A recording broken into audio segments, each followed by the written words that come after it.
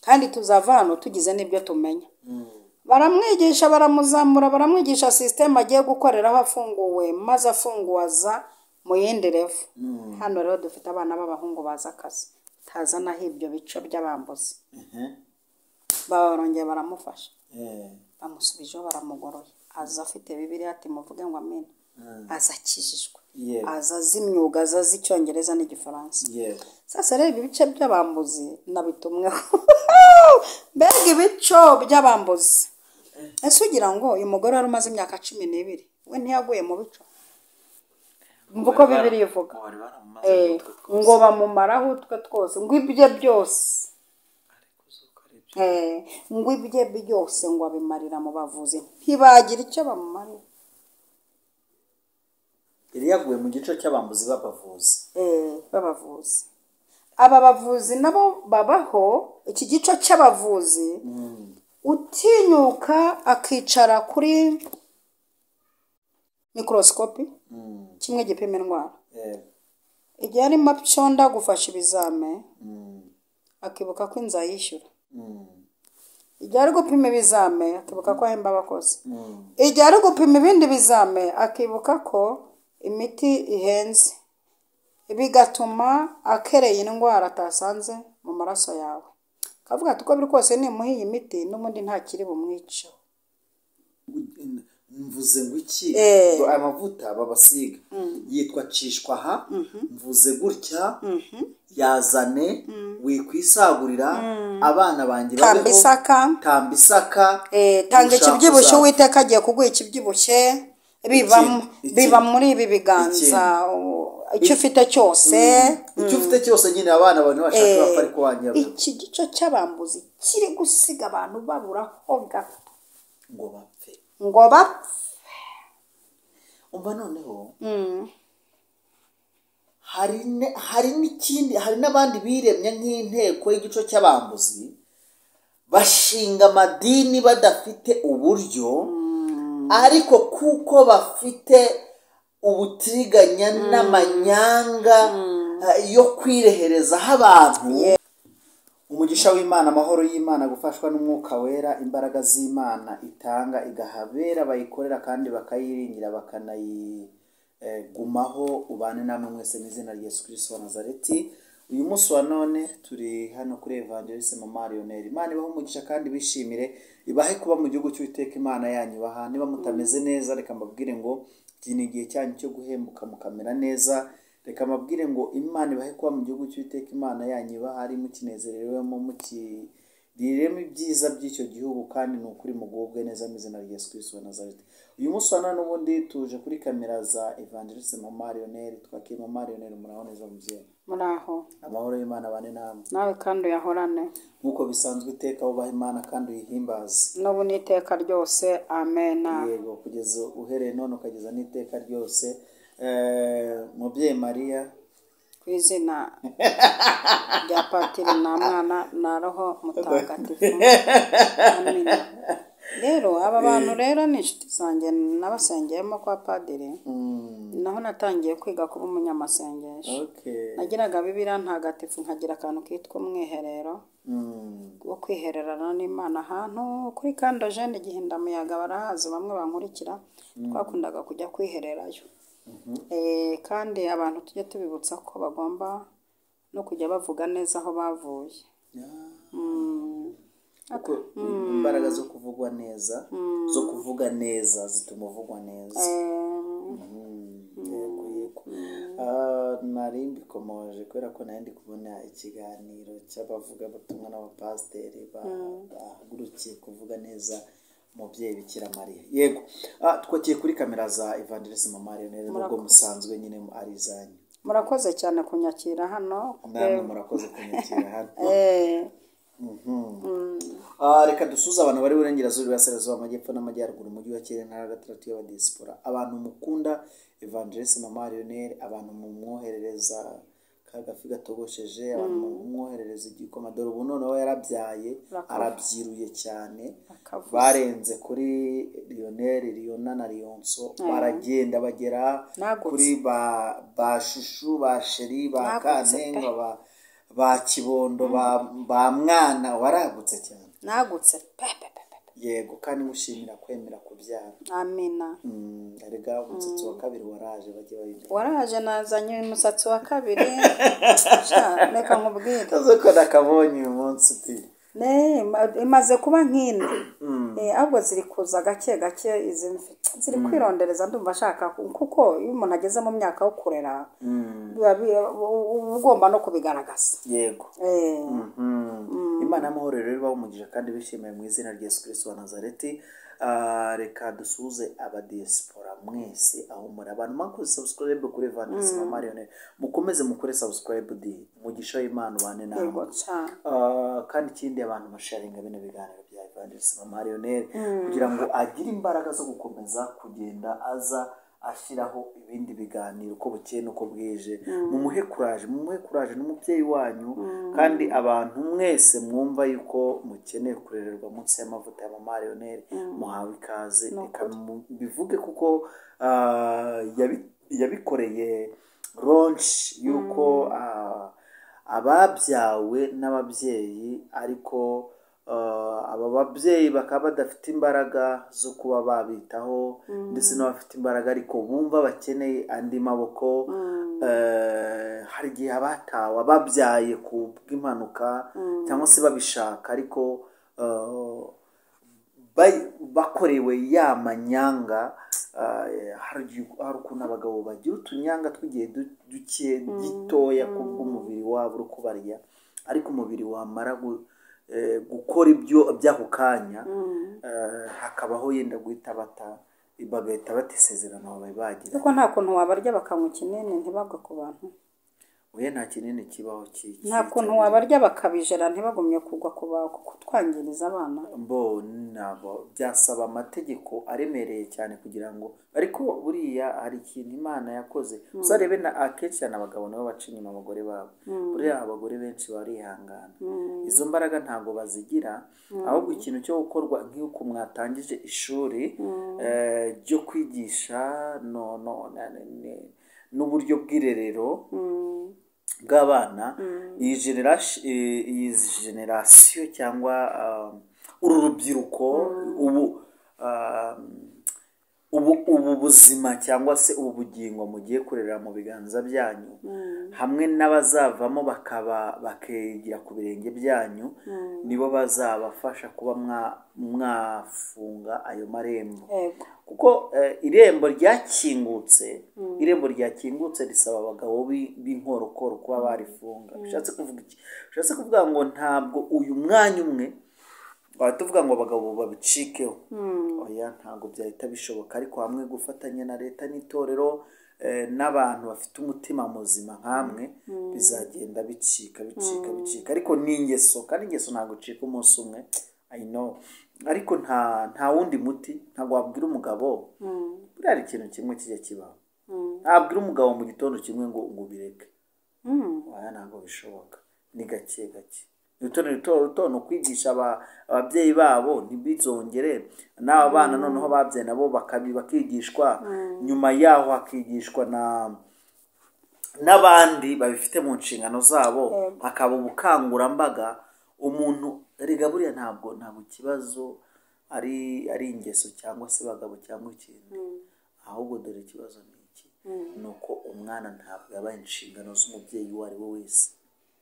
niyo mpamvu twubaha umubyeyi wacu nyakubahwa Jeannette Kagame washizeho Imbuto Foundation, agashyiraho na ntuza n'icyo bajya bita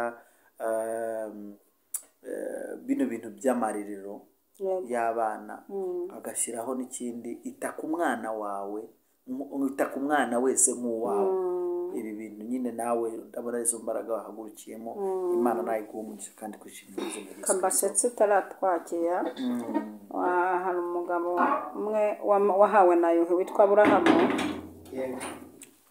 umugore yaramubwiye ati ubwo mbekoreje kuri izo ntege nke z'abagabo. umugore yaramushutse nawe aremera ati genda abona nshaje tera inda uyu muja, hanyuma nurangiza ambyarire ku bibero nkikire. yego Aburahamu ahita yemera we, ahita yemera. ni ukuri ari wowe nta parudo ntaki, ni nko guhabwa na Yuhi.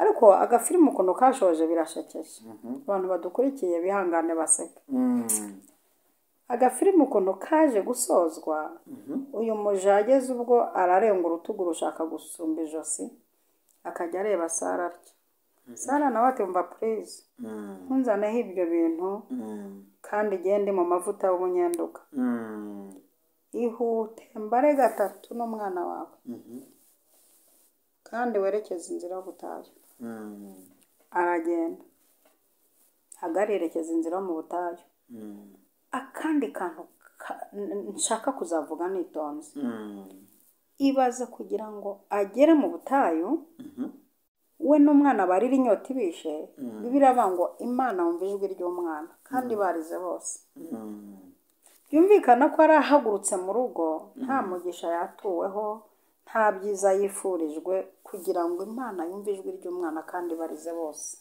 ni ukuvuga ngo umwana niwe base se yapfuye gupfundapfundikanya akagisha aba rero barimo batera izo nda aba barimo batera bene izo nda harimo ubugizi bwa nabi bubiri umwana bigendeyemo agiye kuririra mu butayu yego nyina umubyara nawe agiye kuririra mu butayu atari bwumvwe ibi bintu barimo bigira ngo imibiri yabananiye turaza kwiga uburyo muyishobora nimba mwanze ko kumva neza turaza kwiga uburyo iyi mibiri yanyu muvuga ngo yabananiye muyishobora kuko nimba ari ikintu kiri kumbabaza no kumbangamira kubona umwana w'umukobwa abuzwa uburenganzira n'umuntu ukuzuza ubwenge akashaka kumwicira ejo he hakaba ariho hampagurukije kugarura amahirwe ye yateshejwe none n'inyanga guhanwa tukayagarura mu rwego rwo kumusengera no kumusapotinga murakoze cyane nari mbaciye mu ijambo ntabwo ari ukuduca mu ijambo ahubwo uko ubugiye ubufatanye na kera na mbere ubufatanye bw'imiryango hagati y'imiryango buriya kera impamvu ariko ko iki kiganiro tukizamuye gutya sinzi impamvu bije buriya umwuka muri twe kera ndabizi ko nakosaga umubyeyi undi mubyeyi akamusura akantu nakumvise ndakumvise kwemera guhanwa n'utarakubyaye yego ukemera umuhanano w'umuntu utarakubyaye none ubu tugeze muri viziyo n'uwakubyaye guhana ukanga ariko umusaza nubwo rimwe na rimwe hari ababyeyi babeshya ngo umusaza ngo yaravuze ngo nyine ngo umwana ngo ntabwo yemerewe ngo gukubita ariko umusaza yaravuze ngo na kera na mbere hose twafata akanyafu bakazitura umusaza arabyemera ko tubanyafura na Bibiliya kandi irabyemera ibi bintu rero sinzi idozi yavuye ngo ndakujyana ngo nunkubita ngo ndakujyana mu mategeko uyu ni umwuka basogongeye hakurya aho ngaho i Burayi wo kumva ngo ari uburenganzira bwabo yewe narinze nkora ubukwe nkubitwa no ku munsi w'ubukwe warakubise no bucya nambara n'agatimbage mama arankubise kandi byangiriye umumaro hari umwana naganirije umwe mubona areze abangamirwa cyane nuko mu bwengo ugenda usabye uruhushya ati wapi sinabishobora urumva twebwe nimba twarabayeho muri ubwo buzima twemera amategeko agenga urugo bikatugirira ingaruka nziza bikaba bitumye tuvamo abantu bangana gutya ibintu bya ntunkoreho ibintu bya n'uburenganzira bwanjye ibintu bya narize no hoya garukira aho ngaho kuko ubu burenganzira ushaka kuvuga ngo n'uburenganzira bwawe udashaka kunyafurwa rega no mu mashuri umwarimu aragukubita umunyafu imibare yakunaniye ukajya guhamagara nimero runaka yakukubita umunyafu social yakunaniye umubyeyi akazamuka nk'iyagatera akazamuka ari muri jugujugoti nk'iyamena undi munsi ntuzongere kunkubitira umwana ejo rero yazana amanota 2 umwana wanjye ntazi ubwenge ese ko wanze ko bamushyira ku murongo genda ibuka niga mu mwaka wa 4 niga mu mwaka wa 4 ndashimira umwana mu witwa Yosefa twaranahuye ejo bundi ndi mu ivugabutumwa ndamusuhuza nsanga yaranakijijwe ndamwibutsa inkoni yankubise niga mu wa kane mara ya kane yarananiye yarankubise yarankubise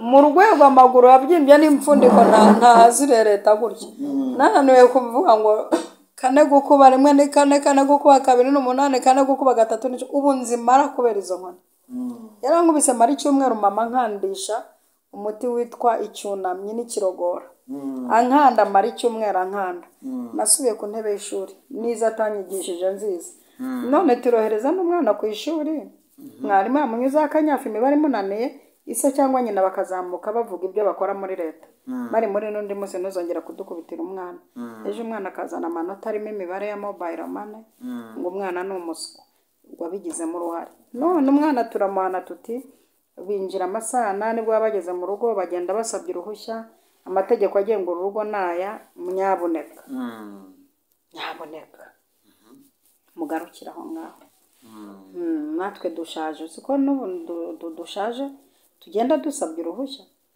siko naho umugabo wanjye hari yagiye gukora isafari adahari nasimbukira n'ahantu nkamubwira nti ngiye aha se nimba dusaba impushya dukuze kubera ko tuzi icyo byatumariye icyo byatumariye uzi kumva ngo umwana wawe agwanjye waha uzi ko umusize mu rugo uzi kumva ngo umwana wawe afatiwe aha utazi uko yahageze kumva umwana arenze umupaka utazi uko yahageze batafatiwe aha ukajya kubona ukuntu umwana yipositinze ari kuri Tanganyika nta makuru ufite Imana itugirire neza ubwo nakanyuzemo mwuka aradusuye yego karakanyuzemo reka twinjire uyu munsi wa none rero mu Mariyone utuzaniye iki bazaniye icyanditswe bazaniye icyanditswe rero ndasoma umurongo umwe ubundi ntinde muri mu busobanuro Luka igice cya 10 igice cya 10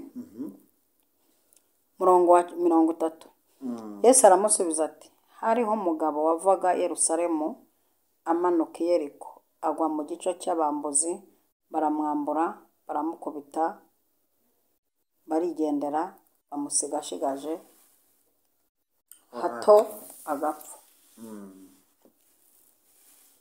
ndashaka kuvuga kuri ku gico cy'abambuzi ni ijambo rirerire riryoshye winjira mu mwuka ukagaruka no mu mubiri winjira mu isi ukagaruka no muri cya kirere cy'abapene abanyamwuka cyane uri abapene ngo ni abanyamwuka bya hatari abakora b'abapene koste ngo ni abanyamwuka bya hatari bagira ibihe kuki atari abanyamwuka byiza oya baba abanyamwuka cyane abapene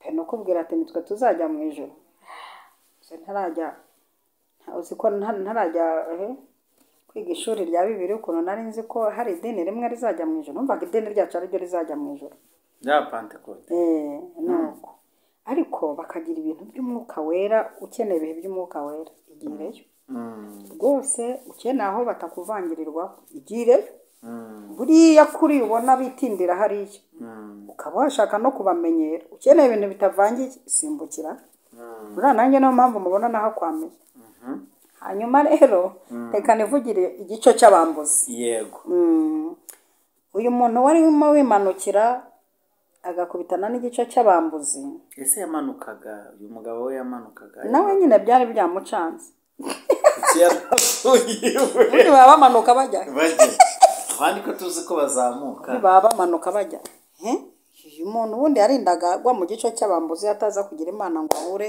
n'umuntu wari ukenewe w'umusamara w'umunyembabazi amugirire neza mwomore ngoma amupangira agasupu dore ko Imana igira imbabazi nyinshi cyane yirengagiza ko twagurishije imitungo tukajya kuragira ingurube twagaruka ikatwakira kwari bibereye Imana y'urukundo wuzuye imbabazi ivuga iti bana banjye reka mbababarire nuzuye imbabazi ubundi barinda babahondagura mujya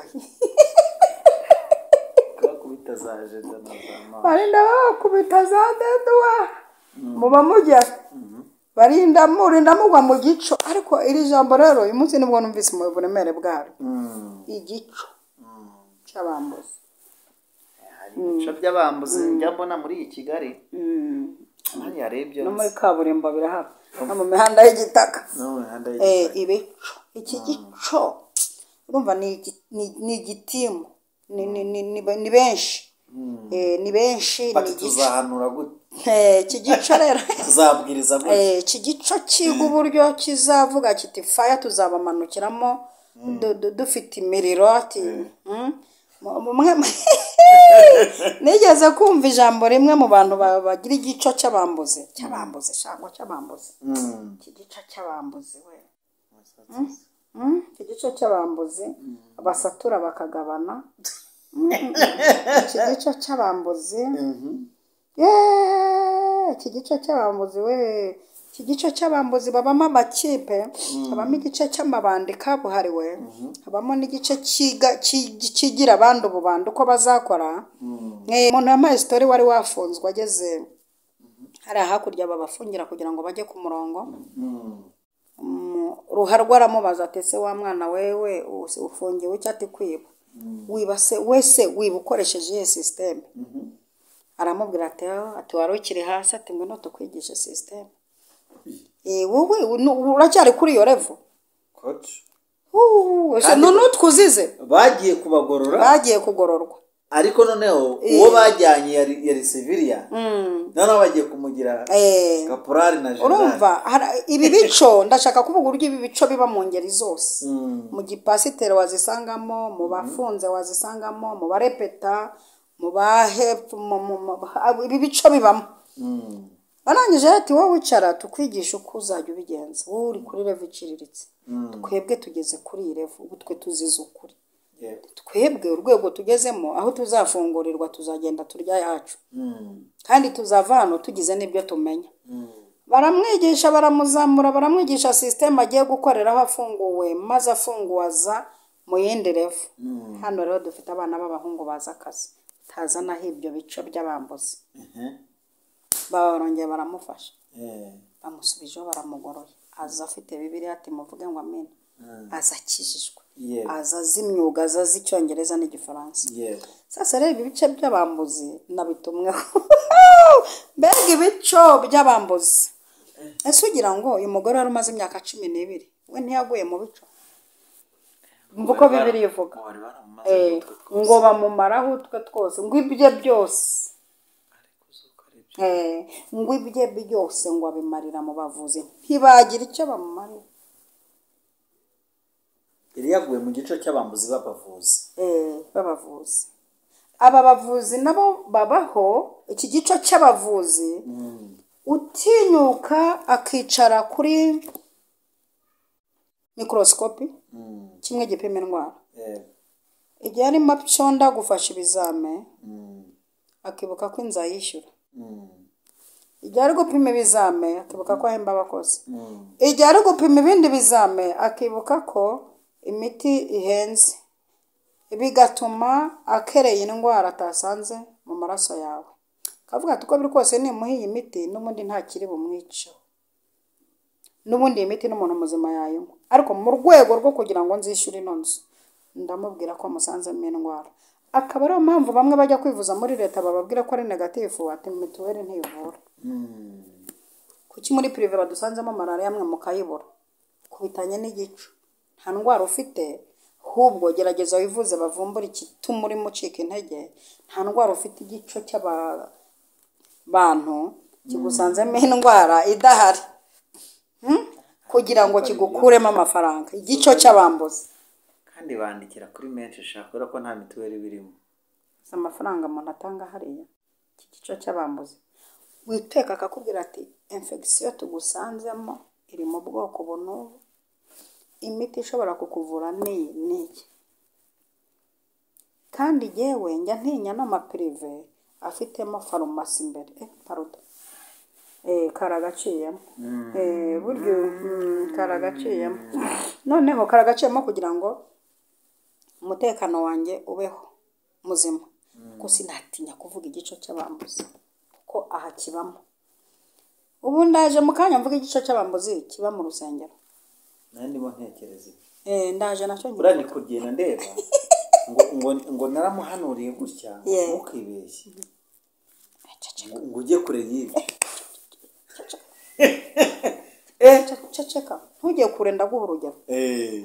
nkigera muri uyu mujyi wa Kigali niviriye ibyaro, bamwe bavuga ko ubuhanuzi mfite n'impano ari amavacyaro bizanshiramo. Ndibuka ko nageze ino baramparara, amadini aramparara, ibyumba by'amasengesho za paruwasi, imidugudu, ibiterane, ndahararwa. Gusengera impano kugira gute, ndahararwa kweri.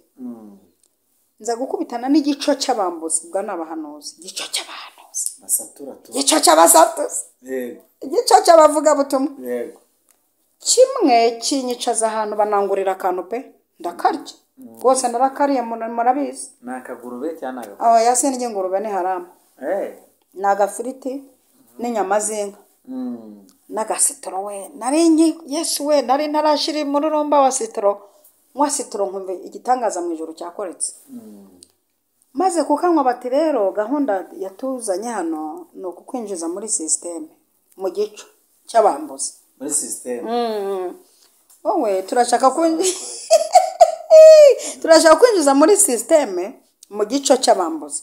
Twebwe ubona mu gitwara ufashe turacyabona uhuzagurika. kandi twe twarakaze. Wowe ufite ibintu byo guhuzagurika dushaka kugukuramo. Uyu mujyi twarawufashe tuwufatishije ubuhanuzi. Uyu mujyi urimo abantu bakeneye ubuhanuzi. Ibi bintu byo kwirirwa uhondagura abantu ngo bihane ntabwo uri bubone ibiryo. Kugira ngo iki gico cy'abambuzi kibemo nuko wiga system yo kuvuga ko batabaye bagiriye neza, bahaye vizi, batuje Nyarutarama, ibavuvu yansomye, ibadari yansomye. Hanyuma niturangiza twe dufite ingo tukujyanamo. Twahanuye gutya iki gico cy'abambuzi kikora n'inama. Twahanuyemo gutya uramenye ntuhushe kandi baraguha iki gico cyajyaga cyumva aho natumuye kigahamagarayo kiti tuzamuherekeza harimo angahe. Iki gico cy'abambuzi cyangije uyu muntu urimo umanuka nawe byacanze, nibwo akinjiye mu itorero. Ni urugero, aje yaraguzaga, agize Imana asanzemo igico kiragura gihanura. Gihanura kuko iki gico gihanura. Urumva avuye hariya yapfumuzaga, nibyo yakuriyemo, ageze mu nzu y'Imana, agize Imana, hari igico asanzemo kivuga ibizaba ku muntu. Iki gico rero amanukiyemo cy'abambuzi kiramukonjonjora, kimumenagure, kimute hariya asigare akodesha agiraga inzu. Kiramumenagura, kimwambure kontaki ngo ni kwivuza. Kiramuvunagura, kimwambure amafaranga kuri konti.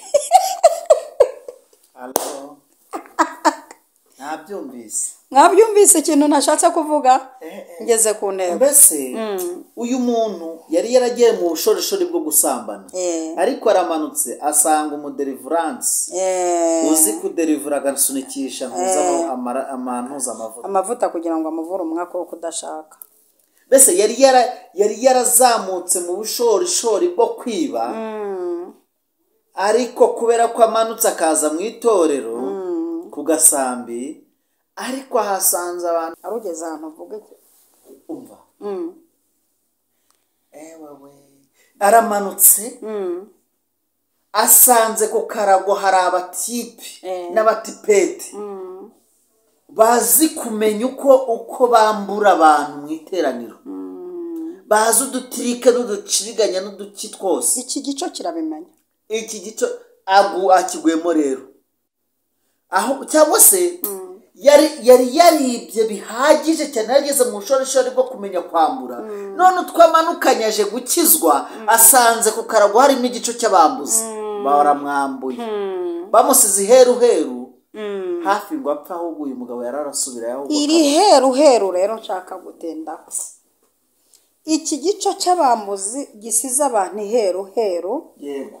Warakiriye umuntu mu itorero, yego, ahembwa amamiliyoni n'amamiliyoni, Yego. icyacuma kikuzanira, Yego. wumva ntikiguhagije, utangira kumubwira ibindi bintu ukeneye, Yego. utangiye kumwereka stress z'insengero zawe n'ibindi n'ibindi, Yego. konti arayividuye, iki gico gisigaye iheru, uyu muntu asigaye iheru bitewe n'igico cy'abambuzi aguyemo cyatagatinze, cyicaye kikiga uburyo kizaba kenyuruza.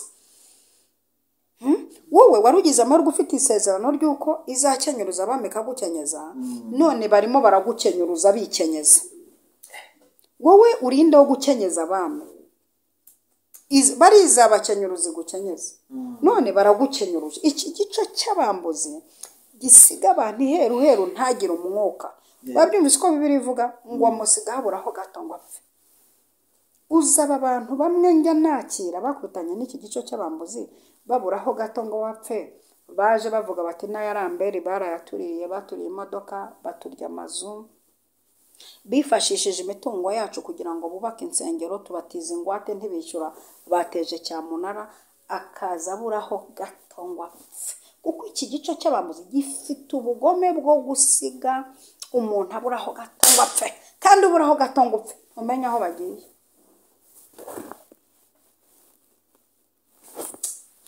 Iyo babona uburaho gato ngo apfe, bari kumva. Imana imfashe bumve, kuko navuze nitonze, abantu mumenyere ko mvuga ngiranya aya magambo nk'aya ntabyo gutya. Bamfashe babyumve, kuko yewe naje kukuburira iki gico cy'abambuzi cyagusize uburaho gato ngo upfe.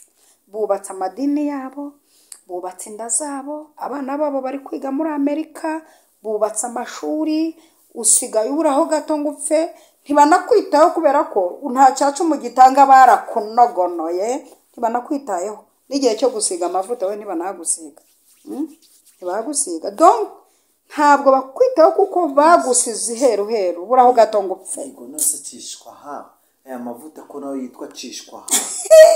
Yes. Mvuze ngo iki? Aya mavuta babasiga yitwa cishwa ha. Mvuze gutya, yazane wikwisagurira, abana banjye babeho. Tambisaka tanga ikibyibushye, Uwiteka agiye kuguha ikibyibushye, biba muri ibi biganza, icyo ufite cyose. Icyo ufite cyose nyine abana abantu bashaka bapfa ariko wanyabura. Iki gico cy'abambuzi kiri gusiga abantu baburaho gato ngo bapfe. Umva noneho hari n'ikindi, hari n'abandi biremye nk'inteko y'igico cy'abambuzi, bashinga amadini badafite uburyo, ariko kuko bafite ubutiriganya n'amanyanga yo kwireherezaho abantu. Yego. Niyo bagize icyo bakora, niyo bakeneye kurya neza, bafata wa muntu wimanukiraga, numva neza, bakamukogotamo ibyo afite, bakamwambura byose, hafi no gushiramo umwuka, bakajugunya. Ni nko guhekenya igisheke, ni nko guhekenya shikarete yashiramo icyanga bagacira hasi. Ubu dufite abantu b'Imana baje muri uyu murimo, bazi ngo baje gukizwa, bicururiza, bifitiye utumodoka, baragowe, shiramo amavuta, ngajya hanaha, biba muri aba bakozi b'Imana. Ipfu baho suka n'agatebo ku ipera.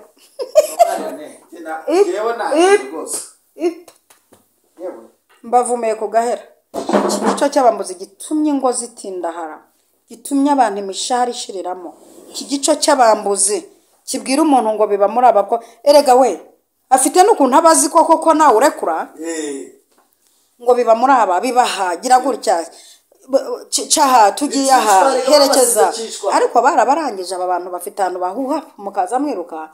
Erega ugasanga umuntu ntiyanagurira mwene wabo agatenge cyangwa ngo arihire umwana wo muri famiye, ahubwo araza muri iki gico cy'abambuzi ati nimwakire.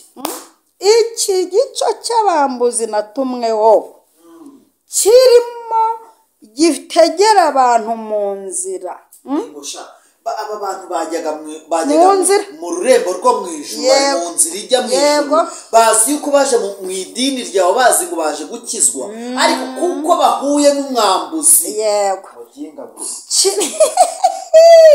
Iki gice kirimo gitegera abantu mu nzira, ntikibasanze mu rugo, ntikibasanze muri ofisi, kibategeye mu nzira.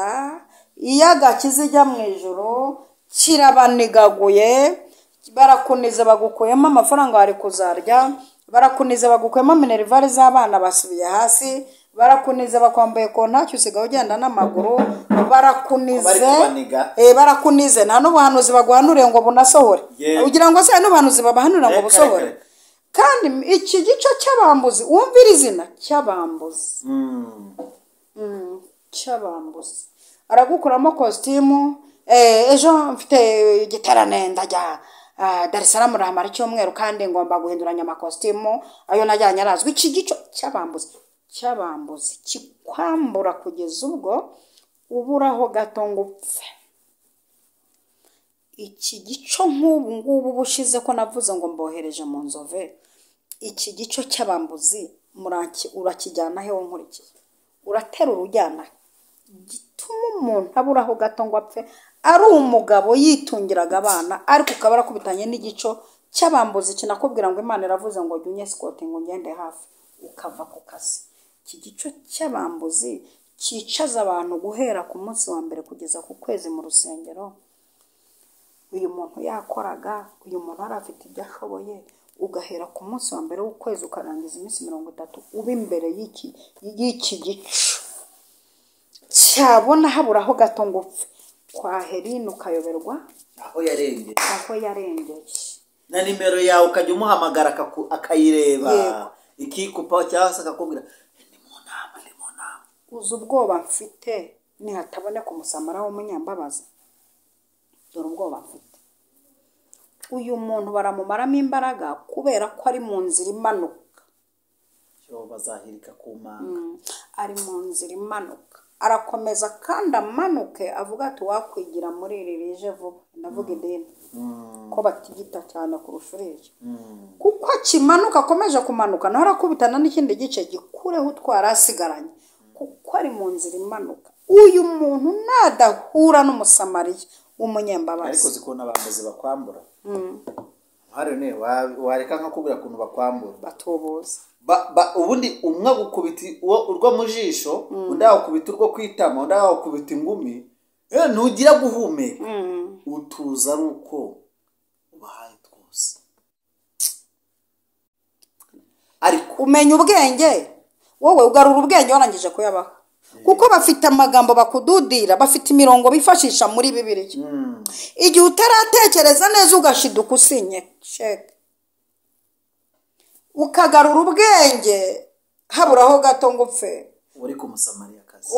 Yego, utakubitana n'umusamara w'umunyambabazi ugapfa.